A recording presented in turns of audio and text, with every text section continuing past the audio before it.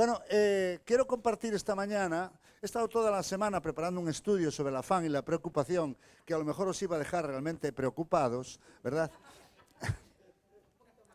Pero el otro día en la oración, en el tiempo de intercesión, pues tuvo un flash así y fue en cosa de décimas de segundo. Pues hoy voy a hablar de esas décimas de segundo casi una hora, ¿eh? Lo digo porque todo eso ha movido en mi espíritu, ¿verdad? Algo que tiene que ver con lo que la Biblia llama el proceso del Espíritu Santo. Y es que hay una serie de situaciones y circunstancias, eventos que han ocurrido en la vida de Jesús, que evidentemente no son eventos singulares. Lo que le pasó a Jesús, que es la cabeza, le pasa al cuerpo. O tú conoces a alguien que le duele la cabeza y el cuerpo está igual. O sea, cuando algo pasa en la cabeza afecta a todo el cuerpo. Bueno, pues aquellas cosas que le ocurren a la cabeza, le ocurren al cuerpo, ¿verdad? Entonces, si la cabeza muere, el cuerpo muere. Si la cabeza está viva, el cuerpo está vivo, ¿verdad? Por lo tanto, hay una traslación importante en lo que yo llamo 5 eventos fundamentales de la vida de Jesús. El primero ya es que Jesús, ¿cómo nació Jesús? Todos lo sabemos. Jesús fue nacido de la madre, se llamaba Santa María, y el padre no se sabe. De hecho, el padre la quiso dejar. Quiso dejar a su mujer porque encontró que su mujer estaba embarazada. Dijo, me han metido gato por liebre. Hasta que dice que tuvo un sueño y le dijo, no, lo que hay en tu mujer es engendrado del Espíritu Santo. Era la primera vez en la historia que ocurría esto. Fíjate, Jesús nace por la obra del Espíritu Santo. Es concebido del Espíritu Santo. Y tú naces porque tu padre y tu madre tuvieron una noche fogosa, ¿verdad? Tu padre, hoy ya no se puede hablar así, digamos que hubo 2 personas de diferente sexo que evidentemente es la razón de la que estoy aquí. Pero hay un nacimiento, dice la Escritura, que es el nacimiento espiritual. Y de nuevo en ese nacimiento espiritual que está relatado con todo pelos y señales y detalles en Juan 3:3, que también se coló el Espíritu Santo. Es decir, como veis, igual que Jesús fue concebido por obra del Espíritu Santo, tu vida espiritual, lo que llamamos tu parte espiritual, tu parte nacida de nuevo, tiene que ver con que el Espíritu Santo también estuvo ahí. De hecho, en Juan 3:3, ¿verdad? Hay la famosa, decía, yo te digo que el que no naciere de nuevo no puede ver el reino de Dios. Que hay algo en tu vida que nació de nuevo, no es tu cuerpo físico. Tu cuerpo físico fue el que nació, pero hay la parte espiritual, lo que la Biblia llama el ser interior, el nuevo hombre o la nueva mujer, ¿verdad? Eso es algo que ha nacido por obra de ¿quién? Del Espíritu Santo. Dice, de cierto te digo que el que no naciere del agua y del Espíritu no puede entrar en el reino de Dios. Jesús, ¿de quién fue concebido? Por el Espíritu Santo. ¿Y tu vida espiritual quién la trajo? El Espíritu Santo. Es decir, que el nacimiento, lo que llamamos la conversión, porque tú puedes estar en la iglesia y no haber nacido de nuevo. Puedes ser un simpatizante, un admirador, te gusta la música, te gusta el ambiente, te gusta la gente, te gusta la predicación de la palabra, como no, es siempre encantadora, haga quien lo haga. Pero hay muchas cosas aquí que nos llaman. Ambiente tranquilo, aquí no venimos a agitar a la gente para rebelarnos, salir de manifestación, al contrario, venimos para quietar el espíritu, para alimentarnos espiritualmente. Para eso venimos aquí, tú lo sabes, pero puede ser que no hayas nacido de nuevo.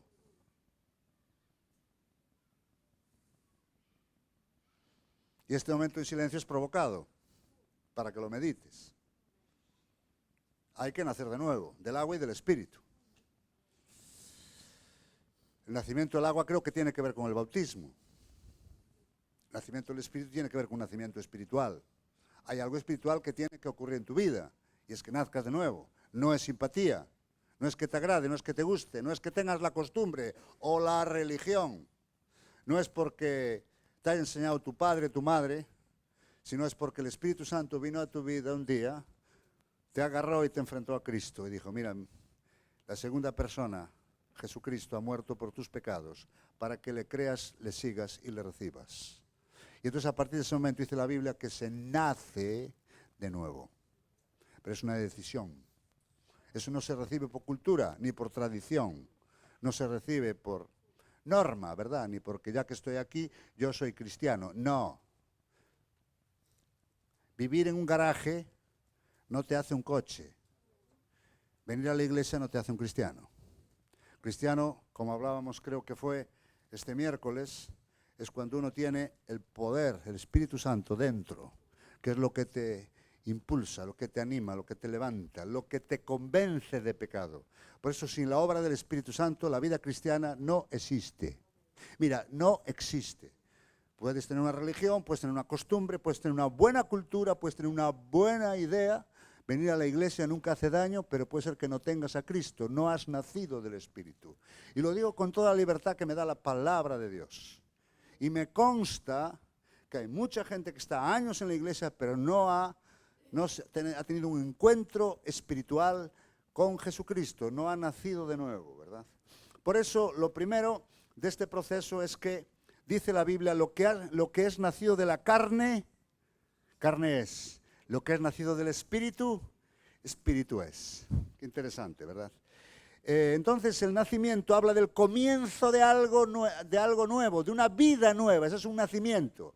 Hasta cuando nace una planta, un animal, nace vida, nace vida. Cuando naces por el Espíritu, nace vida espiritual en ti. Y de repente tienes deseos, anhelos de leer la palabra, de ser cristiano, de portarte mejor, de conocer a Dios, de orar, de buscarle, de alabarle, de adorarle. Todas esas cosas aparecen, no el primer día, pero vienen, porque es un proceso de que algo está creciendo. Pero lo que es nacido de la carne, carne es; lo que es nacido del Espíritu, Espíritu es. Esto no se puede cambiar. Y hay cosas que nacen de la carne, y carne son y serán. Pero hay cosas que nacen del Espíritu, y Espíritu son. No todas las iglesias nacen del Espíritu, porque estamos yendo ya un poco más lejos. Hay iglesias que nacen por división, porque se enfada una familia y se va y buscan uno y ya lo nombran pastor. Esas cosas ocurren y yo no te voy a negar, existen, y muchísimas. Pero eso no es el proceso del Espíritu Santo, aunque puedan llegar a tener mucha gente. Porque hay maneras de persuadir a la gente, muchas maneras. Manipularlas, muchas maneras, y sobre todo con la palabra de Dios. Claro que sí. Pero lo que nace del Espíritu, Espíritu es. Por lo tanto, como veremos después, ¿verdad? No todo lo que parece que es lo que realmente es. Por eso tienes que estar convencido, número uno, que tu vida ha nacido del Espíritu. Y número dos, que la iglesia a la que viene es una iglesia que la concibió el Espíritu Santo. No un lío, no un jaleo, no una división, no una buena idea, no una costumbre. No, hoy conozco a unos cristianos, vamos a reunirnos y alabar a Dios. Cuidado. De esto hay así. Pero estamos hablando de un proceso y veremos dónde acaba este proceso. Y yo quiero llegar al final, pero no podemos saltarnos el principio.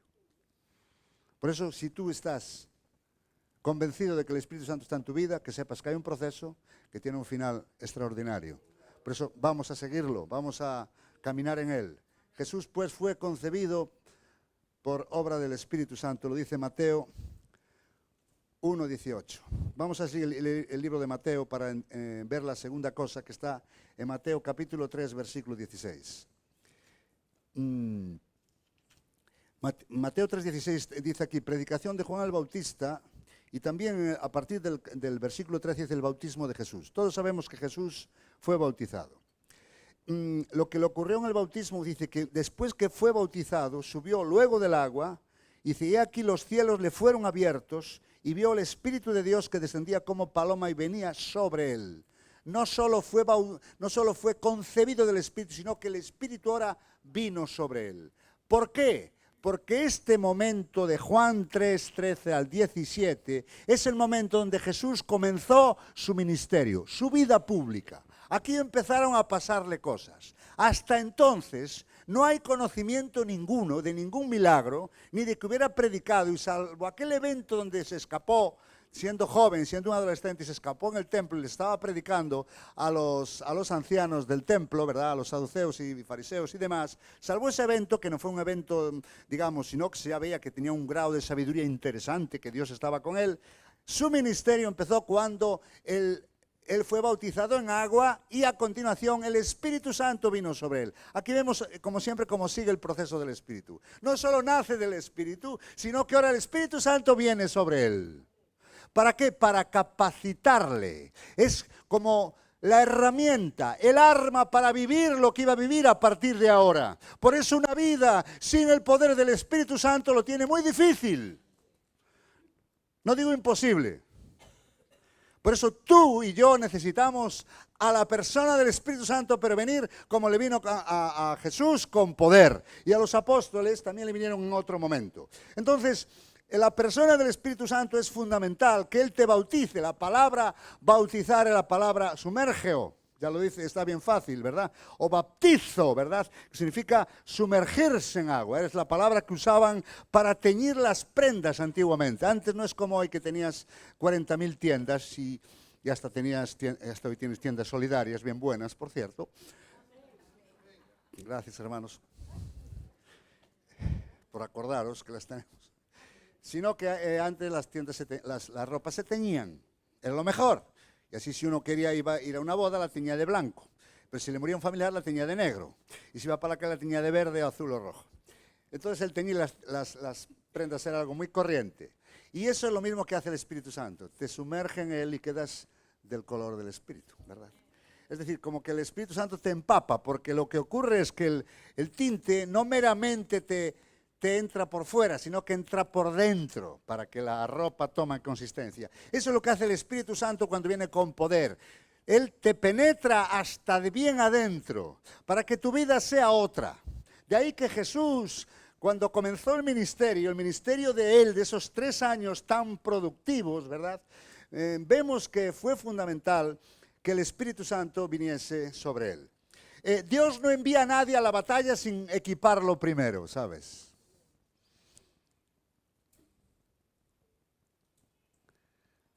A nadie. Tenemos un enemigo, no, 2, no, 3, muy fuertes. El mundo, el diablo, y el tercero es el peor, que es el que está adentro, la carne. No tenemos uno, tenemos 3. Y por eso el Espíritu Santo viene para que puedas decir no al mundo, para vencer al diablo y para vencer tu propia carne. Ya veremos cómo. A lo mejor hablamos algunas cosas, aunque esto es un tema que llevaría mucho tiempo. Pero la realidad es que te voy a decir una cosa que ocurrió en el bautismo de Jesús muy interesante. En el bautismo de Jesús no solo recibió el Espíritu Santo, no solo Jesús estaba allí, sino que además se oyó la voz del Padre diciendo: este es mi Hijo en quien tengo complacencia. Yo te digo algo, Dios hoy de ti dice exactamente lo mismo. Porque Dios cuando te ve a ti, si tú eres un creyente, que confías y crees en Dios, Dios se complace en ti porque eres su hijo. Porque ¿quién no se complace, no está contento con su hijo, aunque sea malo? Es su hijo, ¿verdad? Y lo que vemos aquí es que hay un momento, ¿verdad? Ese momento de la vida espiritual en el cual, de alguna manera, que ahora como estamos a principio, o casi a principio, no, a final de temporada, y los equipos empiezan a, ¿verdad? Los equipos de fútbol, que es lo que más evidentemente nos toca ver por todas partes, porque el fútbol nos invade, ¿verdad? Aunque yo compadezco a la gente que no le gusta, porque a ver quién no conoce a Cristiano Ronaldo.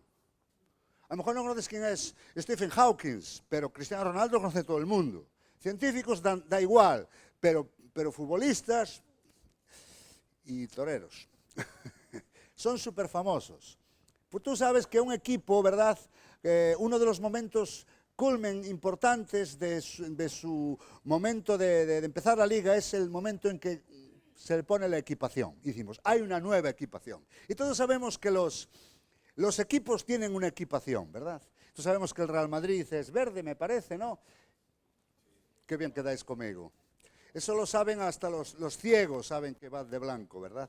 Y los otros van de azul, y aquí el Racing va de verde, y los otros van a rayas. Y la equipación, de alguna manera, describe un equipo. ¿Por qué te pongo esta similitud? Porque nosotros también estamos equipados. Y nosotros estamos equipados con tres partes. Estamos equipados primero con eternidad, porque Jesús dice que nos consiguió la eternidad. Eso es lo primero. Es decir, ya la eternidad no es un problema para un cristiano. Jesús como dice Juan 10, yo les doy vida eterna, les doy. No se la ofrezco, no se la presto, no se la dejo por un momento, les doy vida eterna. Primero Jesús, la segunda persona de la Trinidad, nos da su eternidad. Somos seres eternos. Ya sé que aquí nadie quiere morirse, pero el día que tus ojos se cierren para siempre, debido a que el cáncer, corazón o carretera, las tres Cs malditas, ¿verdad?, acaben contigo, bien contento que estarás en presencia diciendo, ¡ay, gracias a Dios que Jesús me regaló la eternidad! La segunda cosa es que el Padre te dio identidad, es decir, te ha hecho un hijo. Porque si eres un hijo es que tienes un padre. ¿Y quién es tu padre? El Padre que está en los cielos. Y la tercera cosa es que el Espíritu Santo, no solo el Hijo te da autoridad, no solo el Padre te da identidad, sino que el Espíritu te da autoridad. Entonces somos equipados con tres cosas poderosas: eternidad, identidad y autoridad. Gracias por los amenes. Aleluya. Entonces somos equipados, ¿verdad? Estamos equipados. Bien equipado. Nuestra equipación dice eternidad, identidad y autoridad. Sabemos quién somos ahora. Antes eras quien fueras, ahora eres un hijo. Antes estabas muerto, ahora tienes vida eterna. Y antes no tenías autoridad y ahora tienes la autoridad que te da el Espíritu Santo. Bueno, entonces aquí empieza la batalla, aquí empieza la guerra, ¿verdad? Y empieza precisamente tu propósito de vida. Porque el destino de Jesucristo empezó realmente aquí. Y para eso Dios le equipó. Le dio un equipamiento, ya lo hemos visto, ¿verdad? Entonces, dice la Escritura, ¿verdad?, que el Espíritu Santo es sin duda la parte más importante para luchar, para vencer, para combatir, para ir adelante. Porque la guerra es dura. Enemigos muchos, problemas bastantes. Esta vida no es fácil lucharla, tú lo sabes. ¿A que sí? Decían mis compañeros de pesca cuando se escapaba una pieza, la vida es dura. Y yo digo, no, es verdad, la vida es bien dura. Sin embargo, Dios nos ha equipado con su Espíritu y muchas más cosas. Pero vamos a empezar por esta. Eternidad, identidad y autoridad. Dice la Escritura que todos los que son guiados por el Espíritu son hijos de Dios. ¿Para qué viene el Espíritu Santo sobre tu vida? Vamos a hablar de esta parte ahora que era importante. Para equiparte con poder y con carácter. Estamos hablando de los frutos y de los dones, ¿verdad? El Espíritu Santo, la Biblia dice que tiene 9 dones. Bueno, tiene muchos más, pero 9 son los más importantes. Y tiene 9 frutos. Anecdóticamente, este miércoles acabamos de terminar una serie en las que algunos estuvisteis escuchando, de varias semanas, hablando de los 9 frutos del Espíritu. Es decir, que los frutos hablan del carácter. ¿El carácter de quién? De Dios. Y los dones de quién hablan? Del poder de Dios.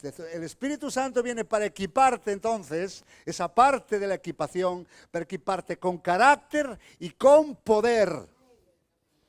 Carácter y poder. ¿Sabes qué significa esto? Que ambos son imprescindibles. Dicen, yo no necesito los dones. Tú no, yo sí.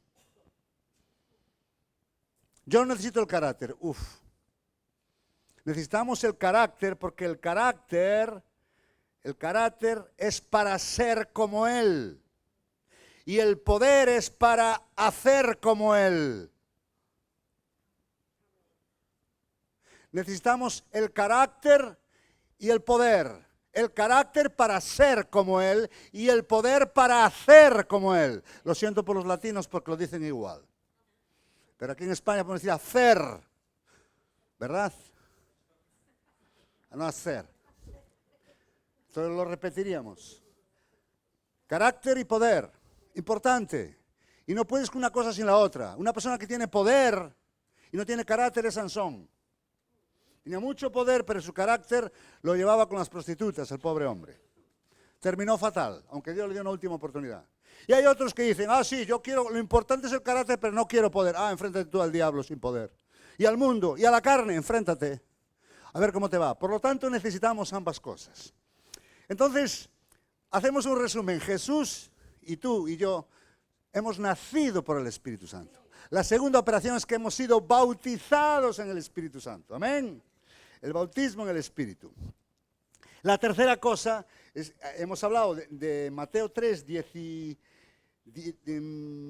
15 o 16, dice que Jesús fue bautizado, el Espíritu vino sobre él. Y en el capítulo 4, en el versículo 1, dice, entonces Jesús fue llevado por el Espíritu al desierto. El Espíritu te lleva de viaje.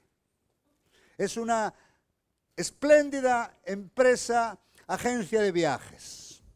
Cuando dije la palabra desierto, ya a todos se nos enmuda el rostro, ¿verdad? Diciendo, ya me podías llevar a una playa, al Caribe, a Cancún o algo así, no al desierto, pero que el Espíritu, una vez que estás equipado, va y dice, pues ahora a trabajar, muchachos. Ahora vamos a poner en práctica todo lo que tienes. Y todos sabemos que el propio Jesús, porque estamos mirando la vida de Jesús, fue tentado 3 veces, que no quiere decir que solo fueran 3. Hubo 3 tipos de tentaciones. Y las tres veces Jesús contesta la misma palabra. Escrito está. Eso quiere decir que Jesús, siendo Dios, usó la Biblia. La Biblia que a lo mejor a ti te cuesta usar, y que te cuesta leer, y que te aburre, y que te da sueño. Pues mira, Jesús con ella lo arregló todo. Lo arregló absolutamente todo. Escrito está, escrito está, escrito está. Escrito está, escrito está, escrito está. Es decir, hay solución cuando aplicamos la palabra de Dios. Y no hay solución en nuestros propios sentimientos o ideas o nuestras propias maquinaciones. Es la palabra de Dios. Por eso no nos cansaremos de predicarla, ni de anunciarla, ni de meditarla, ni de memorizarla, ni de creerla, ni de confesarla, ni de declararla, ni de anunciarla, porque en ella hay poder, en ella hay autoridad, en ella está la solución a los problemas. Escrito está, ¿verdad? El Espíritu le envía al desierto, donde es probado, donde es tentado, y la palabra es puesta en evidencia. Allí es el momento ¿Para qué piensas que son las cosas que te pasan en la vida? ¿Para que hagas crucigramas o sudokus? ¿Para que bosteces al cielo y digas, no sé por qué, Señor? Es para que utilices la palabra. Es para que uses la palabra de Dios. La palabra está para ser usada, para que trabajes con ella. Dios le dijo a Josué y a muchos otros, medita en mi palabra día y noche, no te apartes de ella ni a diestra ni a siniestra. De día y de noche, dice, medita en ella, para que guardas y hagas conforme a ella, y todo lo que hagas, seas prosperado en ella.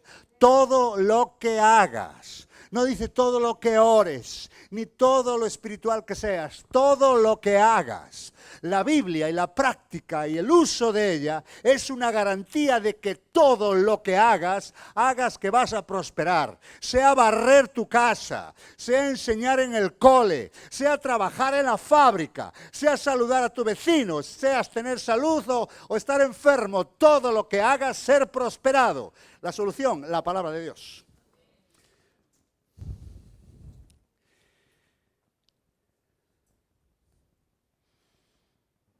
Jesús había aprendido a usar bien la palabra de Dios, no me cabe la menor duda. Era su espada, la espada del Espíritu. El Espíritu le envía al desierto para que Jesús utilice la espada del Espíritu. Fíjate que aquí todo el proceso está envuelto en lo mismo. El desierto es un lugar de prueba, de tentación, de formación, claro que sí.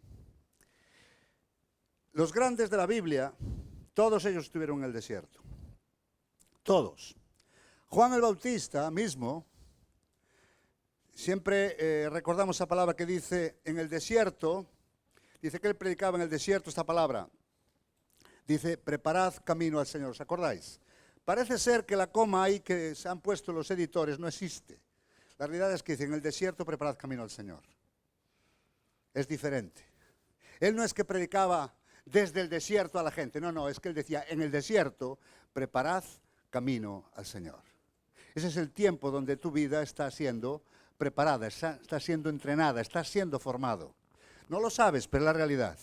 Y vamos a hablar por un momentito, sin ser demasiado incidentes, porque hemos hablado muchas veces, ¿verdad? Que sin la palabra y sin el Espíritu es muy difícil, si no imposible, pasar el desierto. Y si lo pasas vas a salir amargado.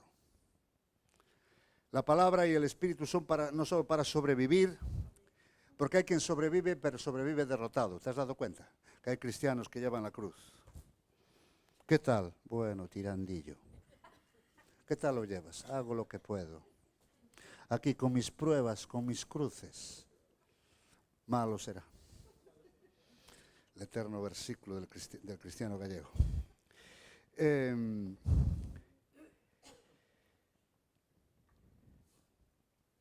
Marca la diferencia en cómo sales del desierto, en cómo llevas el desierto. Marca mucho la diferencia. El desierto es un lugar donde Dios está más contigo que en otro lugar. Ahí es donde el Consolador, el Espíritu Santo, y donde la palabra cobra vida. Una palabra que antes era meramente una palabra, llamémosle teórica, de repente en el desierto cobra vida, cobra realismo, cobra potencia, tiene sentido, te habla, se dirige a ti, te habla personalmente, te susurra. Ese es el tema por lo cual a veces la Biblia es un libro, pero cuando estás pasando algo, eso pasa a ser una guía diaria para tu vida, para tu tiempo, para tu levantarte y tu acostarte, ¿verdad? Todos pasamos un desierto, ¿verdad? Está claro. Y quiero decirte algo, porque ayer venía mi hijo conmigo en el coche y me hizo una pregunta. Me dice, ¿tú crees que después de una prueba viene otra peor? Y la tentación era decir que sí, porque esto es como los atletas. Cuando pasas el 1,80 ya te ponen un 81. Y es más difícil, y pues un 82 hasta que lleguen los 2 metros. Pero algo en mi espíritu me dijo, pues no. La Biblia distingue de las pruebas de la prueba. Apocalipsis habla de la hora de la prueba. Y cuando me hizo esta pregunta, vino a mi espíritu algo que os lo quiero compartir. Y es que hay una diferencia entre las pruebas que tenemos todos los días, pruebas económicas, de salud. A lo mejor este invierno fue duro, tuviste la gripe 2 o 3 veces, yo tuve una bronquitis horrorosa, estuve un mes tosiendo, pero ya pasó. A veces tienes a la mujer de morros, pero ya pasó. A veces el banco te persigue, pero ya pasó. Pero yo quiero hablar de la prueba. Porque Job, cuando tú hablas de su prueba, todos sabemos que tuvo una prueba que fue peor que todas. Y fue la prueba de su enfermedad. Fue horroroso. Y todo el mundo recuerda a Job por su enfermedad. Y todo el mundo recuerda a David y tuvo su prueba ¿con quién? Con Saúl. Fue horroroso, 40 años detrás de él amargándole la vida. Pero Abraham, su prueba fue su hijo. Fue una prueba dura y difícil. Primero porque lo esperó 25 años y segundo porque cuando ya lo tenía adolescente Dios le dice que lo mate. Fue una prueba tremenda. Pero tuvo otras pruebas. Pero esa fue la prueba de Abraham. Pero, y si yo digo Ana, Raquel y Rebeca, las tres tuvieron prueba con su esterilidad. Era su afrenta, fue su prueba. Y si vemos a Moisés, 40 años en la tierra de Madián, un hombre que iba, o que tenía un llamado para salvar a su país, sacarlo de la tierra de Egipto y llevarlo a la tierra prometida. Noé, el diluvio, menuda prueba. Que nadie me diga que uno en el arca iba bien, allí tranquilamente, feliz, con una Coca-Cola, una pajita y un pinchito de jamón ibérico, que se olvide, oliendo todos aquellos animalucos, un barco lleno de animales que no les cambiaban los pañales, aquello iba a ser horroroso, uno, el otro, las culebras por allí. No me digas, aquello fue un viaje agradable y después agua por todas partes. Horroroso, fue su prueba, ¿verdad? Noé, Jacob. La prueba de Jacob para mí fue Labán, que le cambió el sueldo un montón de veces, le estafó, era la horma de su zapato. Jacob era mentiroso y Dios lo puso con uno más mentiroso que él. Podíamos ver José con sus hermanos, ¿verdad?, que le venden. Podíamos ver a Pablo, que desaparece del mapa cuando se convierte. Ya les habían olvidado de él y estaba en Arabia, 10 años. ¿Y Jesús? ¿Cuál fue su prueba?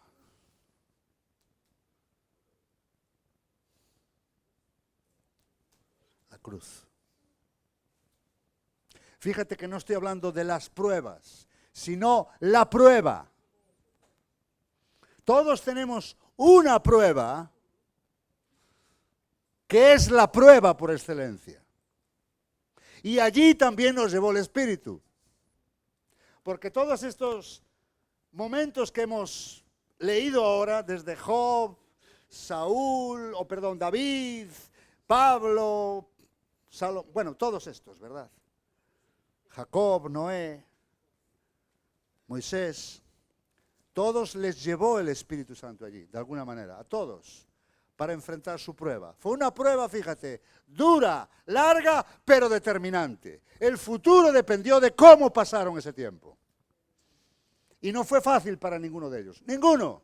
Porque yo veo a Abraham quejándose, yo veo a Job queriéndose morir, y veo muchas cosas en todos ellos que en algún momento, ¿verdad? Veo a José a punto de decir a los hermanos, se le doy, lo perdono, los machaco. No, al final los decidió bendecir. Es decir, hubo sus luchas, sus batallas. Nadie hay perfecto. Pero está claro que cuando Dios trae una prueba sobre tu vida, ¿verdad? Esa prueba es dura, es difícil, pero repito, es determinante.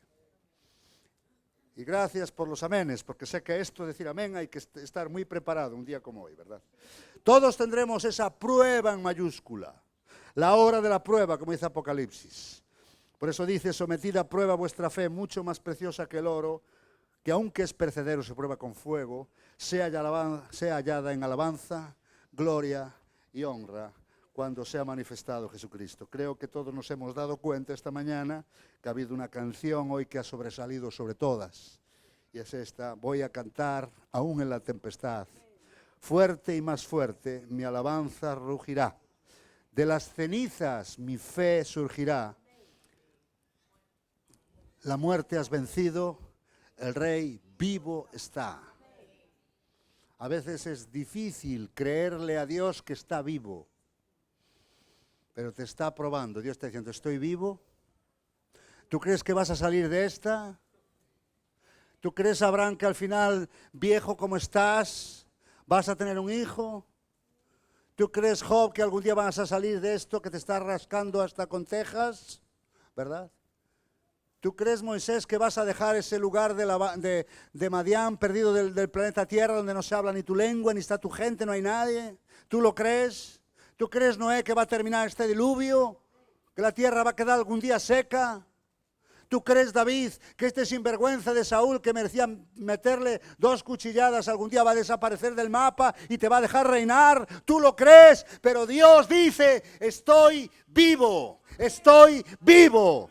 Y si no lo crees, lo vas a pasar mal. Por eso lo mejor es, como dice la canción, aún en la tempestad voy a creer y voy a manifestar y voy a declarar que aquel Jesús que murió en una cruz resucitó de entre los muertos para decirte a ti y a mí ahora, sigo y seguiré vivo siempre.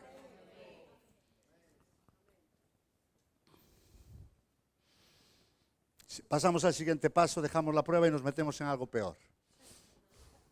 Dice, bueno, dejamos la prueba, y ahora vamos a ver si por fin entramos en Cancún o en el Caribe, Sería bueno.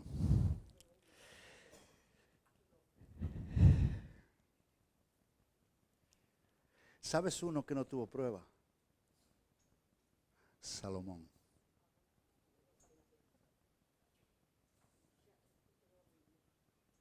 ¿Cómo terminó? Horrible. Y fíjate que la Biblia está llena de escritos de él. Proverbios y Cantar de los Cantares, amén de su historia. Lo que llamo yo un camino de rosas que terminó en crisantemos. No es la flor de los funerales. Qué horror, qué horror.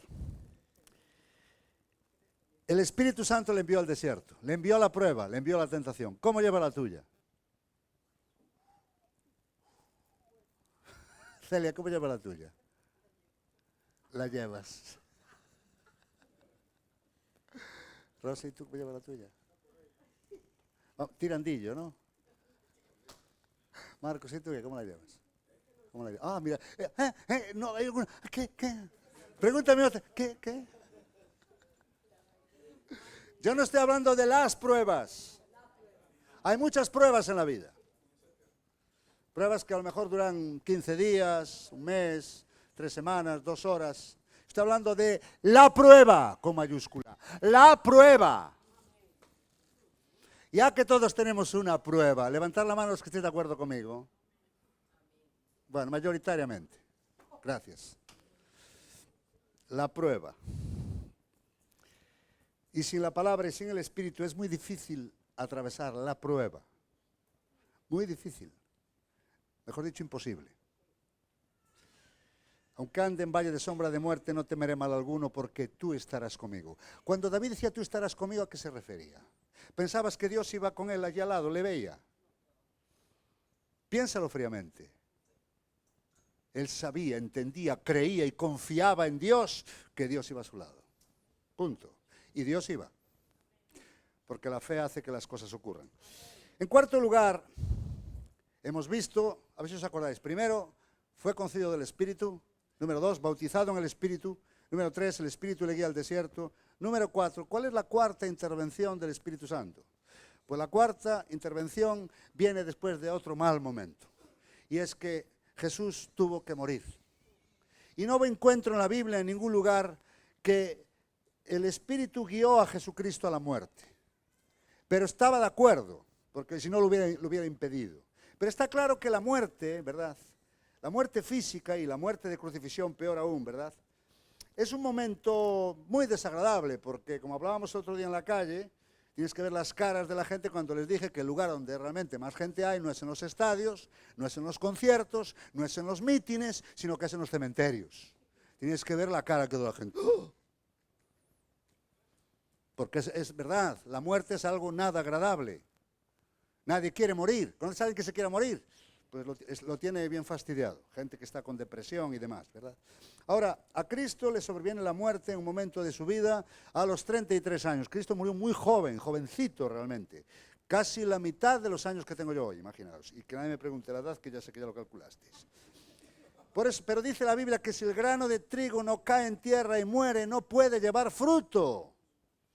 El grano de trigo tiene que caer en tierra porque la muerte forma parte de la vida del creyente. Hace unos años escuchábamos de João Cardoso, un pastor portugués, que decía que realmente el día empieza en la noche. Para que venga el día, para que venga la mañana, primero debe ser una larga noche, y de hecho la Biblia así lo demuestra en el libro del Génesis, que antes de venir el día, primero viene la noche. Pues antes de que venga la vida, primero tiene que venir la muerte. Ya sé que no lo entendís, ya sé que estás confundido, dame unos minutos.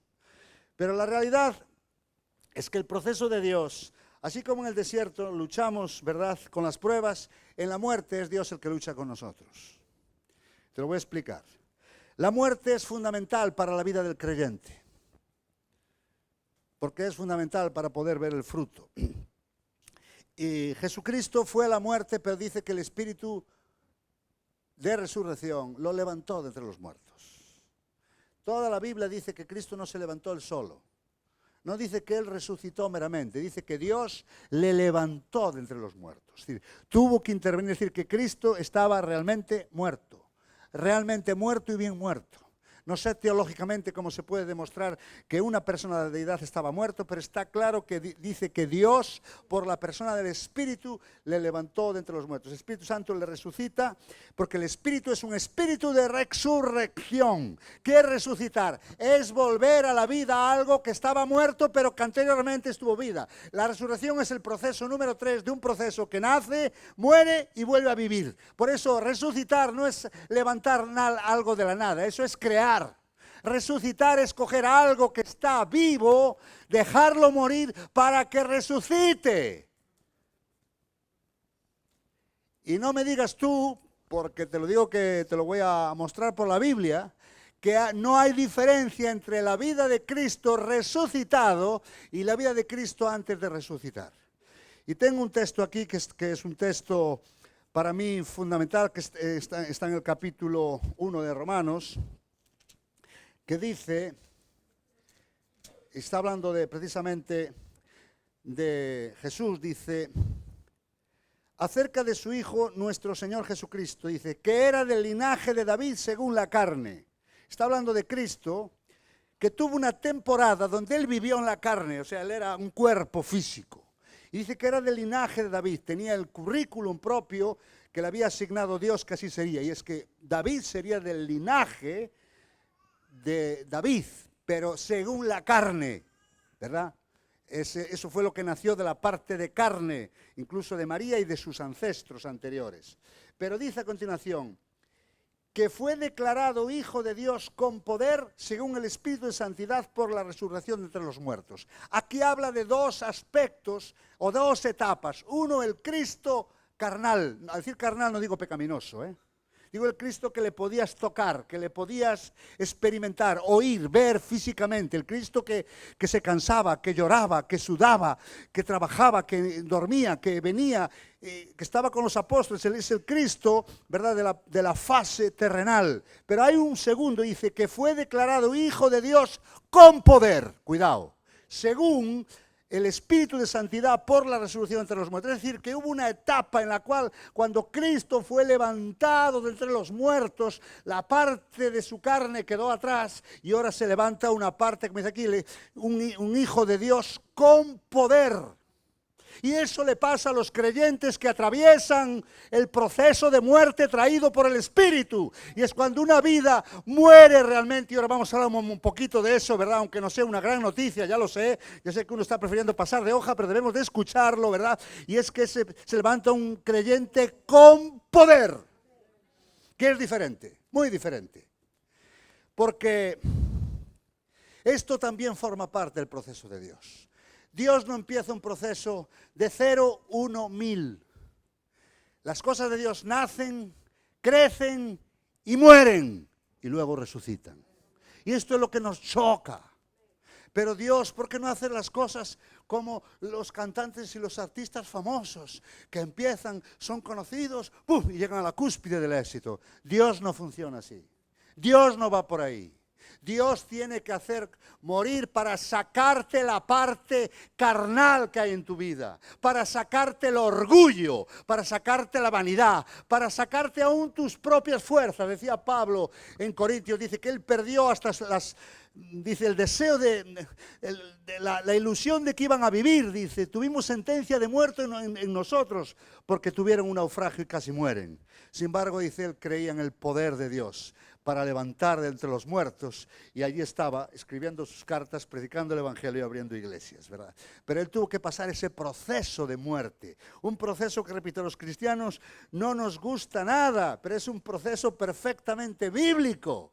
Y la muerte, que repito, no hay más que ver, os sacaba una foto de buenas ganas ahora, a todos, ¿verdad? Pero el proceso de Dios es así, lo que nace, crece y muere para luego resucitar. En la muerte mueren los planes, los propósitos humanos. Lo decimos cuando alguien fallece. Ay, mira, pobrecito, ese iba para alcalde, pero se murió, le dio un infarto. Ese que bien cantaba, que bien trabajaba, iba a ser un buen médico, pero se murió a la carretera, no sé qué, no sé cuánto. Lo decimos cuando alguien fallece, ¿verdad? Allí se mueren sus propósitos, sus ilusiones, sus planes. Muere el perro, se murió la rabia. también se muere lo malo. Qué silencio. Antes hablamos de una persona que me encanta hablar de ella, es Jacob. Jacob era un tío mala persona. Jacob no era una buena persona. Jacob se disfrazó de su hermano, se puso unas pieles, intentó imitar su voz, ¿verdad?, para robarle la herencia. ¡Un sinvergüenza! Jacob no era una buena persona, era un sinvergüenza mayúsculo. Y aún encima le comió el coco a su madre para que le hiciera de alcahueta o de cómplice. Es la realidad. Jacob era cualquier cosa menos una buena persona. Por eso se llamaba Jacob el suplantador. Hoy dirían el experto en desfalcos, el timador Jacob, uno de los patriarcas de la Biblia. Pero Jacob tenía una cosa a su favor. Una cosa a su favor, y es que tenía sed de Dios. Y Dios lo sedujo esto. Dije, mira este sinvergüenza, cómo me busca, cómo me intenta buscar de mis cosas, cómo busca la primogenitura. Quiere ser un patriarca el tío, Eso dije, ¿para qué quiero yo ser un patriarca, hombre? Yo te vendo la primogenitura por un plato de lentejas. Es un desprecio. Despreció un don de Dios y lo cambió por un plato de lentejas. Y después, cuando se lo pensó, dijo, bueno, pensándolo bien, eso da dinero. Pero ya era tarde porque el hermano le había dado gato por liebre. Y le había robado, ¿verdad?, la herencia y la primogenitura en un momento fundamental, cuando el padre estaba muy, muy viejito, muy viejo. Isaac estaba ciego, pero allí Jacob se le coló. La historia de Jacob es terrible. Dios le manda a las tierras de Labán, otro sinvergüenza, peor que él, que lo trata, que lo humilla, que lo estafa, que le vende las dos hijas, se las vende bien caras, 14 años. Aquí no creo que haya nadie que haya trabajado ni uno por su mujer, todas vienen gratis. 14 años y aún encima lo largó para su casa sin sueldo. Pero Dios estuvo con él. Y él tuvo un momento en la final de su historia, no de su vida, donde tuvo un encuentro con un ángel, que ese ángel era Dios mismo, en el famoso vado de Jaboc. Y allí estuvo luchando con ¿quién? Con su propia identidad. El ángel, después de luchar toda una noche, le dice, déjame ya. Y el ángel, que era Dios, le dice, ¿cómo te llamas? Como si Dios no supiera cómo se llamaba. Como siempre, el Dios a lo gallego, ¿no sabes? A una pregunta, ¿quién eres? Y él dice, ¿cómo te llamas? Con una pregunta responden otra pregunta. ¿Por qué? Para que él dijera su identidad. Yo soy Jacob, el suplantador. Y Dios le dice, no te preocupes, a partir de ahora te voy a cambiar el nombre, porque has luchado con Dios y con los hombres y has vencido, te vas a llamar Israel. Fíjate, de este sinvergüenza, Dios levantó una nación, la nación de la que nació Jesucristo. ¿Por qué? Porque ese fue su momento de muerte. Fíjate, allí él tenía propiedades, él tenía muchas propiedades, tenía mujeres, tenía hijos, tenía gente que le ayudara, estuvo completamente solo. Fue una noche de muerte, donde luchó consigo mismo, con su carácter.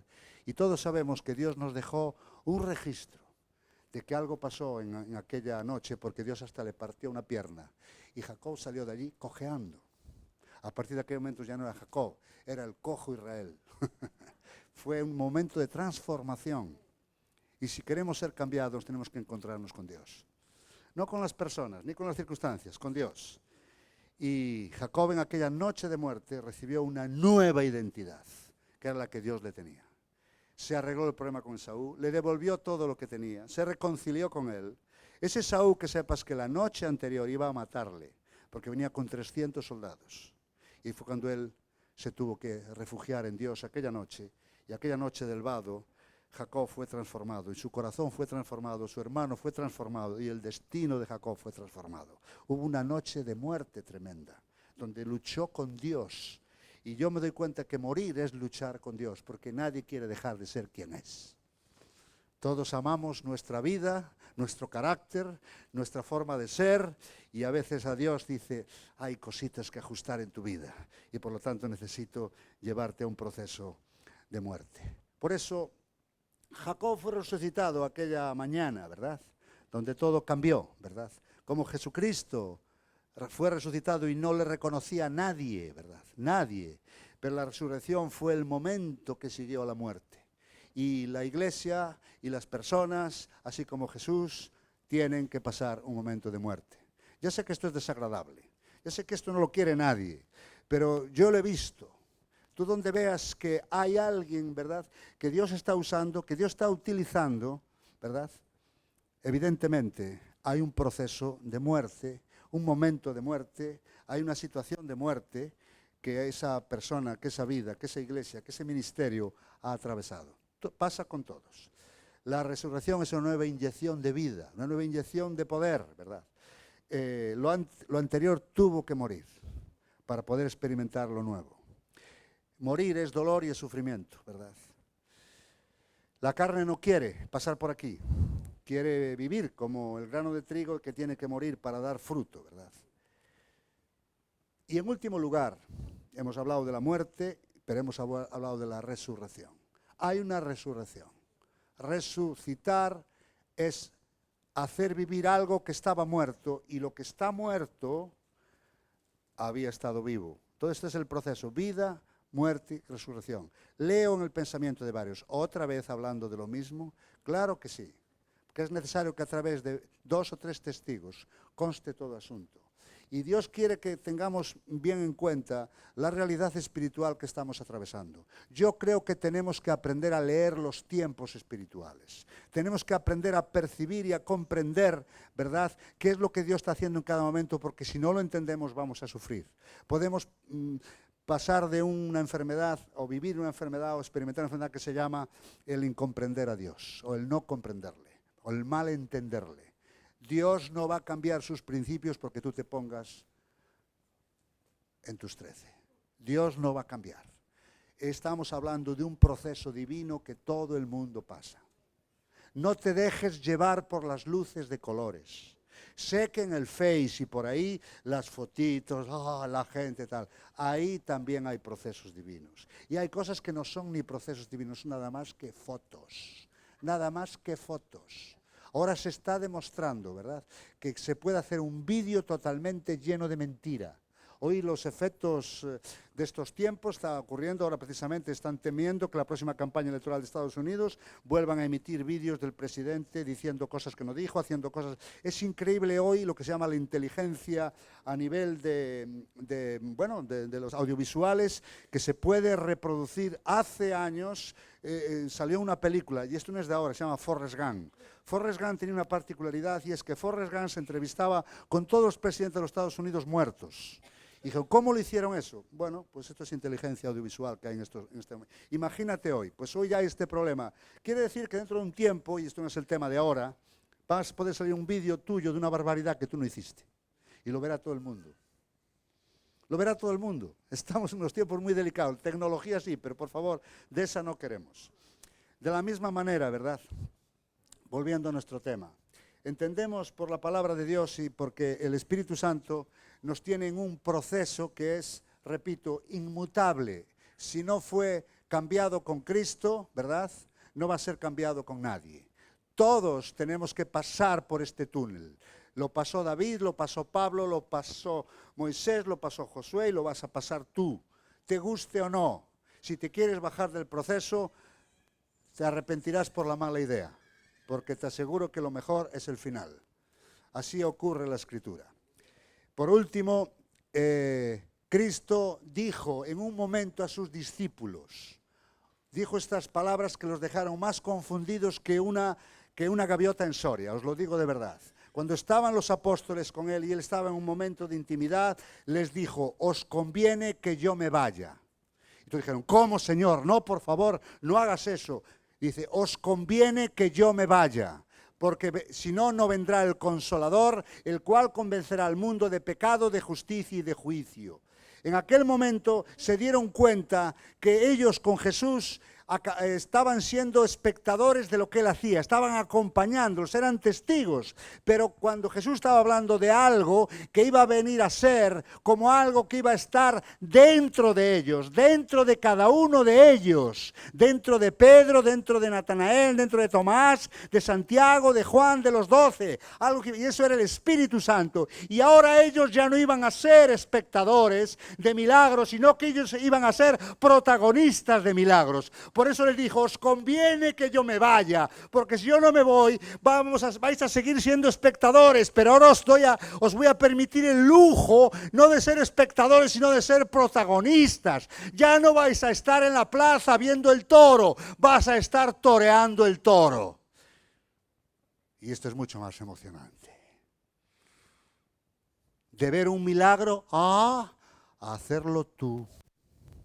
De escuchar una profecía a profetizar tú. De dar una palabra de ciencia de otro a darla tú. De ver un cambio en la atmósfera espiritual a que tú lo produzcas por tu oración. Os conviene que yo me vaya. Esto fue la última fase, la fase en la cual Cristo se fue del planeta Tierra y dio lugar a que el Espíritu Santo invadiera aquel aposento alto, ¿verdad? El día de Pentecostés, la palabra Pentecostés era la famosa fiesta de Pentecostés, era una fiesta. ¿Por qué el Espíritu Santo vino en Pentecostés? Porque era la fiesta de Pente, 50. Costés, es decir, 50 desde la Pascua. Es decir, una vez que Cristo murió en la fiesta de la Pascua, donde se sacrificaba un cordero, por eso fue el cordero sacrificado, el cordero inmolado, ¿verdad? Pero hay una fiesta después, cuando en el libro de Levítico y Deuteronomio vemos las fiestas, ¿verdad? Vemos las fiestas de Israel, nos aburrimos, dijo, qué rollo. Bueno, en primer lugar estaban de fiestas todo el año. O sea, para esto de la vida cristiana no era tan dura, ¿eh? Tenían un montón de fiestas, fiesta tras fiesta. Además, las fiestas duraban a veces varias semanas. Pero nos llama la atención que la importante, la más grande de todas era la fiesta de la Pascua, donde sacrificaba un cordero. Y esa fiesta para Cristo supuso su vida. Porque el cordero sacrificado fue Él. ¿Para qué? Para que tú y yo ahora tuviéramos una fiesta gracias a que somos perdonados. El cordero fue inmolado. Por favor, que alguien diga aleluya, gloria a Dios, te amo. Esto es maravilloso. Una fiesta para ti, pero su vida fue cortada, fue quebrantada, fue humillada. Pero ahí no termina la fiesta, porque 50 días después viene la Pentecostés. 50 días, la fiesta de la cosecha, la fiesta de las gran cosechas, la fiesta de las primicias universales. Esa fue la mejor fiesta de todo, porque en aquella celebramos una fiesta, ahora celebramos una cosecha que nos va a dar de comer, que va a alimentar al planeta Tierra, que va a alimentar a la raza humana, que va a haber salvación para todo el mundo. Es la gran cosecha. Y esto es lo que ocurrió en Pentecostés, que Jesús se fue y vino el Consolador, vino el Espíritu Santo. Y no vino como una experiencia, vino como sin duda la gran cosecha. Y yo te digo que si tú estás en el proceso de Dios, lo experimentarás, lo verás, lo recibirás y te gozarás. Porque este proceso es para todos, no es solo para los espirituales, es para ti y para mí. Ahora te digo una cosa, en Pentecostés, en la fiesta de Pentecostés, el día de Pentecostés, el día que vino el Espíritu Santo, el día que vino el Espíritu Santo con poder y autoridad, el día que hablaron en lenguas, el día que Pedro se levantó de entre los muertos, hay que decirlo así, y se puso a predicar, y 3.000 el primer día, y al siguiente día 5.000, y de ahí sin parar hasta el día de hoy. Ese día no estaban todos, no estaban todos, solo había 120. Ese fue el resultado del ministerio de Jesús, 120. ¿Dónde estaban los 5.000? ¿Y los 4.000 que dio de comer en el desierto? ¿Dónde estaban los 10 leprosos? ¿Dónde estaban las multitudes que le aclamaron en Jerusalén? ¿Dónde? ¿Dónde estaban los salvados, los perdonados, los liberados de demonios? ¿Dónde estaban? Cristo vino sobre un remanente nada más, un remanente pequeño, que lo multiplicó exponencialmente. Y este es el final del proceso. Muchos fueron eliminados en el proceso. Muchos dejaron el proceso. Muchos abandonaron el proceso. Mira las sillas esta mañana. ¿Qué pasó hoy?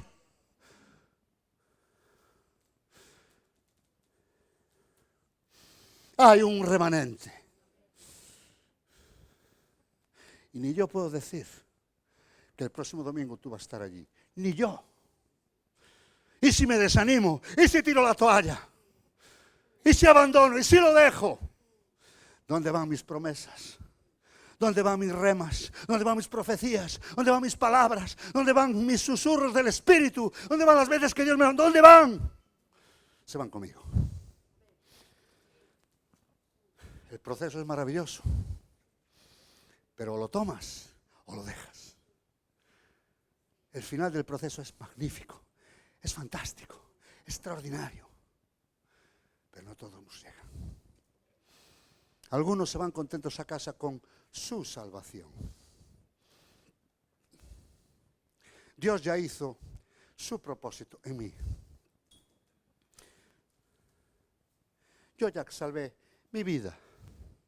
Ya encontré un trabajo. Una mujer, tengo una familia cristiana. Aleluya. Pero aquí habla de multitudes. Detrás de un creyente deben de venir miles, miles, miles, como le siguieron a Pedro, a Pablo y tantos otros. Yo le tengo muchísimo respeto a la obra del Espíritu Santo. Por eso yo digo, cuidado. Hace unas semanas aquí una pareja se despedían. Es que nos vamos a otra iglesia. Y le dije, ten cuidado la iglesia a la que te vas. No sé cuál vas, no la quiero saber. Que no sea de un fruto de división. Que no sea de un jaleo de iglesia. Que no sea de unos envenenados que tal y no vuelvo más. Porque ahí no va a haber prosperidad ni vida espiritual para ti. Tengo que decirlo. Ay, como nos habló el pastor. ¿Qué quieres que te diga? Ay, qué alegría, qué bendición, hermano, qué bien. Otros engañados. Como otros, y como otros, y como otros, y como otros. Mira, lo que es nacido de la carne, carne es. Lo que es nacido del Espíritu, Espíritu es. Eso no lo va a cambiar ni tú ni nadie. Y si Dios no lo cambia en el cielo y no lo va a cambiar, nadie lo va a cambiar. Nacido de la carne, carne es. No, pero son muchos, carnes. Pero tiene un local, carnes. Pero tiene una alabanza, carnes. Espera el tiempo. Dale tiempo. No te preocupes.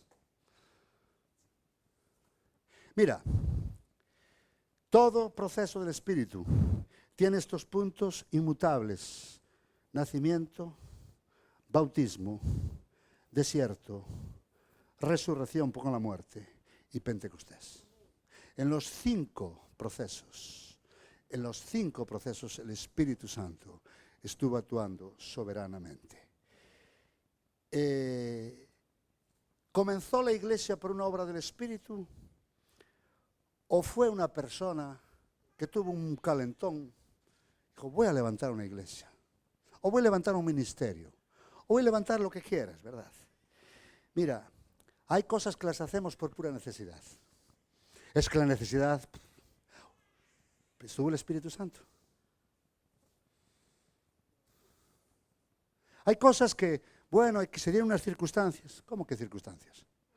Lo que nace del Espíritu, Espíritu es. Mira, Hechos 16 dice una cosa que me cuesta mucho entender. Creo que es el 16, y si no te lo digo de memoria es lo mismo, ¿verdad? Sí, fíjate. Está hablando de Pablo. Dice, y atravesando Frigia y la provincia de Galacia, les fue prohibido por el Espíritu Santo hablar la palabra en Asia. ¿Cómo? ¿Cómo esto de prohibido por el Espíritu Santo hablar la palabra en Asia? ¿Pero cómo? Si son almas que se pierden. Pero sigue leyendo. Y cuando llegaron a Misia, intentaron ir a Bitinia, pero el Espíritu no se lo permitió. Aquí está hablando de Asia, está hablando de Misia, que es más pequeña, y Bitinia, que es una zona como Galicia. En todos estos lugares el Espíritu Santo no lo permitió. Dijo no y no es no. Así que tú no lo hagas sí. Ahora que está de moda esa palabra, no es no. Pues si el Espíritu Santo dice no, no es no. Y no porque lo diga fulano, lo dijo el Espíritu Santo antes. Ahora dice, y se le mostró a Pablo una visión de noche, un varón macedonio estaba en pie rogándole y diciéndole, pasa Macedonia y ayúdanos. No es la necesidad, hijo. No es la necesidad. No es en absoluto, ¿verdad? Las circunstancias. No, es que había unos creyentes allí, los reunimos. No. Es una visión de Dios. Una visión que Dios le dio a Pablo, que venía un varón macedonio. ¡Qué casualidad! Después no había tal varón macedonio que anecdóticamente era una mujer. La famosa Lidia. Ahí empezó la obra en Macedonia, ahí empezó la obra en Filipos, con una mujer. Por eso yo digo que a veces nos hemos roto la cabeza, nos hemos, chocado contra la pared por la necesidad, porque hay que cubrir toda Galicia, porque hay que hacer, mira, cuando escuchábamos en el 17 de mayo, y ya hace casi un mes de esto, ¿verdad? La historia de la obra en Galicia, y el Señor tocó lugares tan extraños como Marín, el Seijo, fíjate tú, o Ares. Fue donde Dios más se movió. Y ves las historias y los documentos de aquellos tiempos, intentaban entrar en las ciudades y el Espíritu Santo que no abría. Y en cambio, sin duda, Él busca corazones, Él busca vidas que le vayan a seguir, Él busca Pablos, busca Pedros, busca Jacobes, aunque estén llenos de falsedad. Él busca corazones. Ese es el Espíritu Santo. Sin el Espíritu Santo, tú y yo no somos nada más que unos estrategas, políticos, unos teólogos, buenos teólogos. Pero si el Espíritu Santo no toma cartas en el asunto, apaga y vámonos. Pero si el Espíritu Santo toma cartas en el asunto y Él nace, Él bautiza, Él te mete en el desierto, Él te hace morir, te resucita, Él llenará tu vida, tu familia, tu casa, tu tierra, tu ciudad y tu país de la gloria de Dios.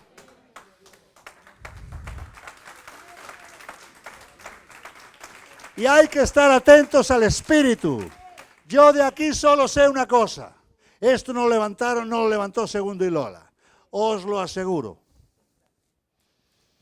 Mi visión no era Ferrol. De hecho, los ferrolanos me caían mal. Horror. Y al final el Señor me casó con una ferrolana. Esto no era mi visión. Esto fue la visión de Dios. Me atrapó aquí y no di salido. Por eso esto lo empezó Él. Y tarde o temprano, no sé si vivo o muerto, no lo sé. Muerto en el espíritu seguro. Y en la carne Dios sabe. Pero que Dios hará lo que dijo que haría. Dios hará lo que dijo que haría. Me da igual aunque las sillas me acusen con el dedo. ¿Ves cómo señalan con el dedo? Me señalan a mí. Y a todas esas sillas que están vacías tienen un dedo y me están diciendo, mentirán, trapalleiro, exagerado. Y yo digo, Dios dice que vosotros vais a quedar cortas. Esto no es nada comparado con lo que el Señor va a hacer. Yo creo la palabra de Dios y estamos en el proceso de Dios. Esto no lo inventó el hombre, esto no lo inventó Segundo, ni menos Lola. Esto lo inventó el Espíritu de Dios. Y lo que le inventa el Espíritu de Dios pasa el proceso de Dios y repito, nos encontrará muertos o vivos, pero Él lo hará, Él lo hará, Él lo dijo, lo ejecutará. Dios no es hombre para que mienta, ni hijo de hombre para que se arrepienta.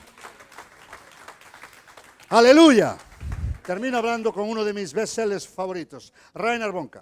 Rainer Bonke es un evangelista alemán, uno de los hombres que sin duda dicen que en este siglo y el siglo pasado, ahora está mayorcito, con cáncer de garganta y muy viejecito, ya no predica, el hombre ya no, pero es un hombre que dicen que en África y en Asia ha llevado a más almas a Cristo que nadie en el planeta Tierra. Es cierto que le siguen milagros, señales, prodigios, maravillas. Hay vídeos hasta de gente que resucitó en sus campañas y después la gente da un testimonio. Bueno, en fin, de eso no quería hablar, pero también decirlo. Este hombre hace 15 días ha tenido una encomienda de despedida, se ha despedido. Está muy mayorcito, dice, ya no estoy para estar en los púlpitos. Ya no está. Él es alemán de pura cepa, no es americano, ni tampoco español, es alemán. Y él dice, cuando se levantó allí ayudándole, porque el hombre estaba con 90 años, está muy mayorcito, muy viejecito, y encima con cáncer de lengua. Está claro que el diablo se vengó de una forma, pero bueno, Dios más se vengó del diablo durante años. Él ha visto en una sola reunión, convertirse a 1 millón de personas en África. Eso lo ha visto él. Y deciros que él dijo en su reunión de despedida ante un montón de hombres y mujeres del mundo entero, hombres de Dios, siervos de Dios, algunos, 2 de ellos van a estar en la Holy Spirit Night del 13 de septiembre, en el cual espero estemos todos y todos llevemos a alguien con nosotros. Pues ante ese grupo de líderes, Él dijo, doy por terminado mi ministerio aquí en este momento para dar lugar a la que sin duda será la cosecha más grande de la historia. A mí me hace temblar de arriba abajo. Un hombre en su lecho de muerte despidiéndose y anunciando lo que será la cosecha más grande de la historia. Y que sepas tú que estás ahí, que tú vas a participar de esa cosecha. Amén. No tengo nada más que decir, señores.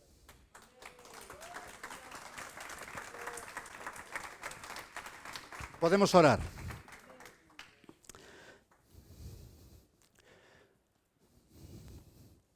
Espíritu Santo, esta mañana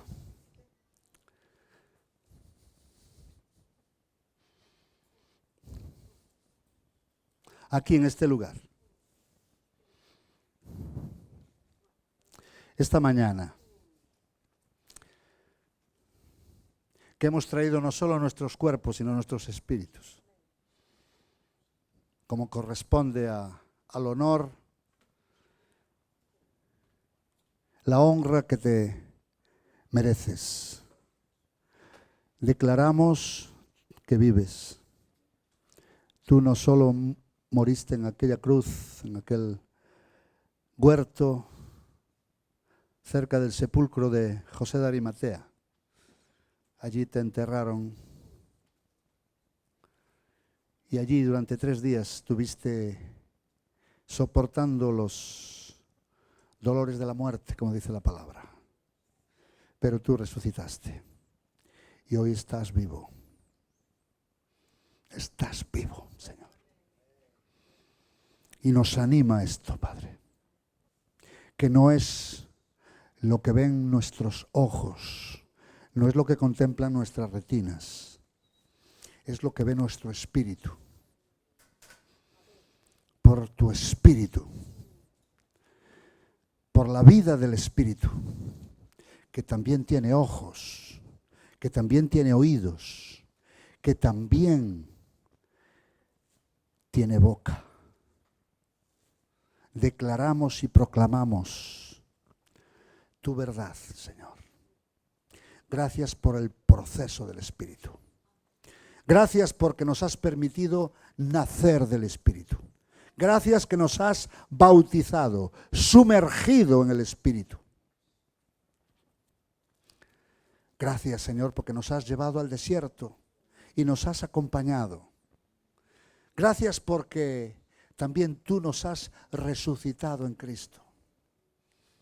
Y como Lázaro, que después de resucitar físicamente estaba sentado con Cristo, a la mesa también ahora estamos sentados con Cristo en lugares celestiales. Aleluya. Compartimos tu autoridad, Señor. Pero gracias, Señor, por el Pentecostés. Gracias por la fiesta de las cosechas, la fiesta de las primicias, la fiesta después de la Pascua, que sin duda fue la gran fiesta, cuando Cristo fue inmolado, cuando Cristo fue quebrantado, cuando Cristo fue crucificado. Pero de esa oportunidad hacemos fiesta, aleluya. Porque hoy podemos decir, tenemos vida eterna en tu nombre, aleluya. Aleluya, aleluya. Te honramos en esta mañana, Señor. Te honramos y te honramos. Espíritu Santo, no nos dejes ni un segundo, Padre, porque nos moriríamos. Nos entrarían las dudas, los temores, la ansiedad, la incredulidad, Señor. Pero tú has estado con nosotros, con este remanente fiel, con este remanente pequeño, y a esta manada pequeña te ha placido darles el reino, aleluya. Gracias, bendito Jesús. Ministramos tu nombre, ministramos la tercera persona de la Trinidad, porque el amor del Padre, la gracia del Hijo y la comunión del Espíritu son parte que trae identidad a nuestra vida, Señor.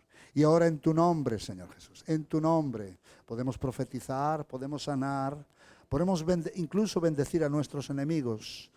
Aunque nos cueste, podemos hacerlo, porque tú eres poder en estado puro. Poder no solo para lo espectacular, sino también para lo íntimo, para lo privado, para las pequeñas cosas, Señor. Gracias, bendito Dios. Espíritu Santo, en esta mañana nos presentamos delante de ti, tal cual somos. Y te decimos, estamos en tu proceso y no queremos salir de él. Aunque cueste, aunque duela, aunque suframos de alguna manera, aunque a veces nos entre, ¿verdad?, la duda y nos hagamos preguntas. Pero Espíritu de Dios, tú estás aquí esta mañana gloriosa, aleluya. Porque esta es una mañana gloriosa. Pero cada vez que tú nos abres la Escritura, cada vez que nos hablas desde lo íntimo de tu corazón, cada vez que vienes y nos tocas, aunque sea cantando canciones aún en la tempestad, Señor, aleluya. Señor Jesús, nos estás acompañando en el proceso. Si tú te vas del proceso, de nosotros no quedaría nada. Pero tú has decidido vivir, estar, acompañarnos y aún ungirnos, Señor. Aleluya. Esta mañana te glorificamos, Dios. Te damos la gloria y la honra, la bendición, Señor, la gratitud, Señor. Te damos todo nuestro corazón entero para ti, Señor. No hay nada como vivir contigo, no hay nada como vivir para ti, no hay nada como ser de tus hijos, de tu pueblo, no hay nada como conocer al Dios vivo, al Rey de Reyes y Señor de Señores. No hay nada como vivir en tu presencia, en tu cuidado, aleluya, en tu protección, en tu familia, en tu casa, vivir en ella, oler tu olor, escuchar tu voz, ver tu gloria, aleluya. Meditar en tu palabra, no hay nada como eso, bendito Dios. Te adoramos esta mañana, te adoramos y te adoramos. Te invito a que lo hagas también. Que adores a Dios, adora a Jesús, porque en eso está el espíritu de lo profético, aleluya. Adórale en verdad y en espíritu, adórale con todo tu corazón. Él es digno, Él es Rey, Él es Señor, Él es Salvador. Aleluya, Él es el dueño de tu vida por derecho propio. No solo te creó, sino que te redimió, es decir, te compró. Él te sacó de aquel mercado de esclavos en el que te encontró un día desvalido, sucio y desnudo, y te compró por alto precio y te dijo: ahora eres mío, ahora eres de mi propiedad, ahora me perteneces, ahora yo soy tu Salvador y tu Señor. Aleluya. Gracias. Y a partir de ese día debes servirle, debes amarle, debes glorificarle, porque Él te sacó de aquel lugar inmundo, indigno, impropio de una criatura divina, y te pasó a su reino. Nos ha trasladado de las tinieblas, dice Primera de Pedro, aleluya, a su reino, aleluya. De las tinieblas a su reino, aleluya. Nos ha trasladado, aleluya. Él te llevó en sus manos, Él te guió y te dirigió un camino increíble. Te sacó de la oscuridad, del dolor, del pecado. Oh, a un lugar de dignidad, de identidad, de autoridad y de eternidad. Aleluya, aleluya. Yo te animo a que le alabes, te animo a que le bendigas, te animo a que le glorifiques, te animo a que le exaltes, que levantes su nombre, que levantes su palabra, que levantes a Él, solo a Él. Él es digno, Él es Dios, Él es Rey, aleluya. Aleluya, aleluya, aleluya, aleluya. Oh, santo, santo. Aleluya.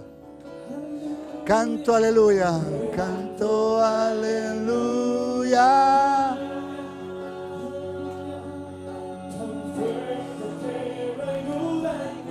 Aleluya.